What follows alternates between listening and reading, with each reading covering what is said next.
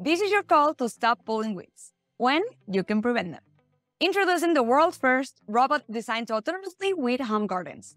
It is weatherproof and solar-powered, so it's able to stay in the garden all season long. Welcome to Turtle. And welcome, guys, to one more episode of Builder Nation.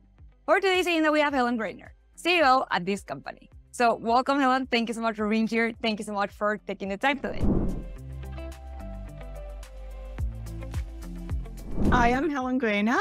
I'm running Turtle. Previously, I co-founded iRobot, which is the company that makes the Roomba vacuuming robot. I was actually going to ask you about your background in robotics because I know that you founded your previous company and that was like during 33 years or so. So it was a long time. Yeah. We co-founded iRobot in 1990 when we were right out of grad school at MIT. And it took us a while to get going. It took us a while to invent the Roomba. But 8 years later, probably 12 years until we got out on the market. But we were always making really cool robots in all that time. We made robots that go down into oil wells. We made large cleaning robots.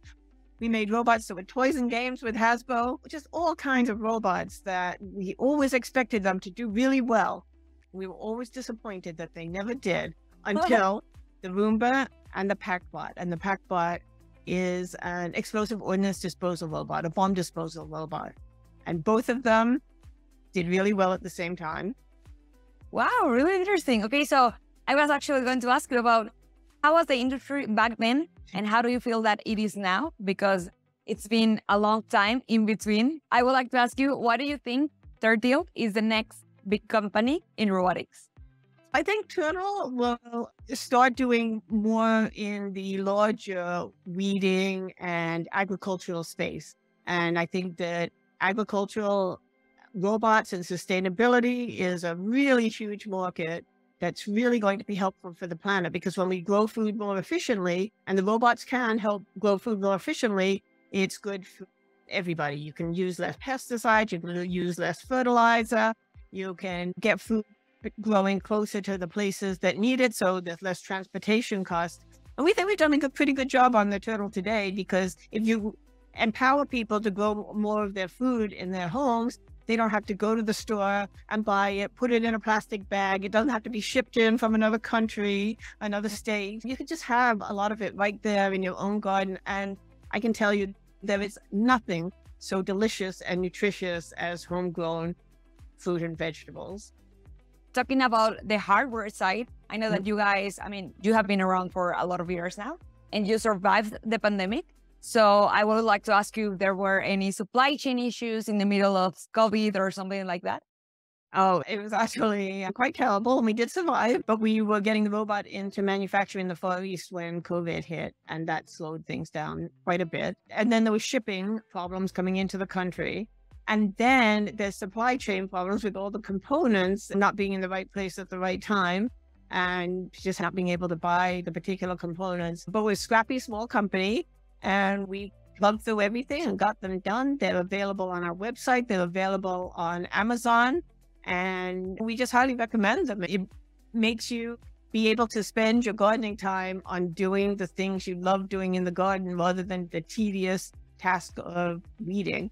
And that's something I've dedicated my career to, getting robots that take on chores so people don't have to do them. It might be because I'm particularly lazy. I tell you, I joined because I bought the Turtle on a Kickstarter and I didn't expect it to work, but I put it in my garden and it did such a great job all year. Wow, this is absolutely phenomenal. Wow, so you actually joined from your own experience. As long as it's a fairly flat space and either your plants are 4 inches tall or you're willing to mark them with the markers that come with the Turtle, it's a fabulous product. One of the last questions, Ellen, we normally ask the companies how the process works, like especially founders and CEOs. I normally ask them like, how is their procurement process and what was the main challenge there, or what has been the biggest challenge in the procurement? Well, the biggest challenge was the supply chain going down during COVID and not being able to get the technology and sometimes having to redesign circuits to make sure you can still have the components to build them. Things are getting back to normal now, but there still has been supply chain issues across the robotics and the hardware industry.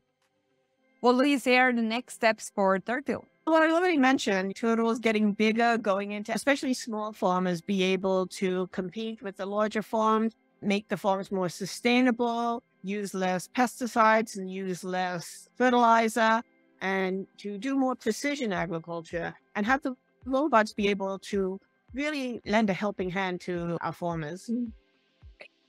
Thank you for sharing. Excited about that as well. Helen, do you have any advice for future entrepreneurs or CEOs starting on this robotics path? Well, one advice I always give people when I talk in universities is do it when you're young, like I did. Take it on a risk, but it doesn't matter. If it doesn't work out, you don't have a gaping hole in your resume, right? It's a badge of honor. I tried it didn't work, and you're moving on to the next thing. The other one is just persistence, right? There are a few companies, notable ones, that just smash it right out of the park on the first, but that doesn't happen most of the time. Most of the time, you have to tune the way you're going. So our vision has always been to build autonomous robots that help people, but we've had to tune several times which ones and what they're going to do, and really look at the market and the timing of the market, rather than just like keep punching against the wall. You really want to step back and say, do you have product market fit? Is this the right product? Is this the right area?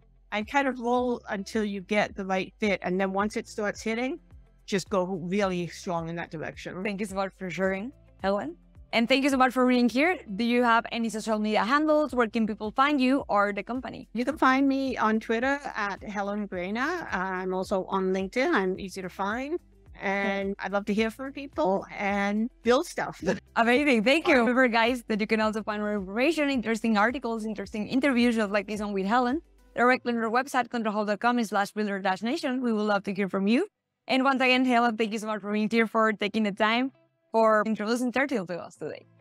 Thank you so much. Have a good one.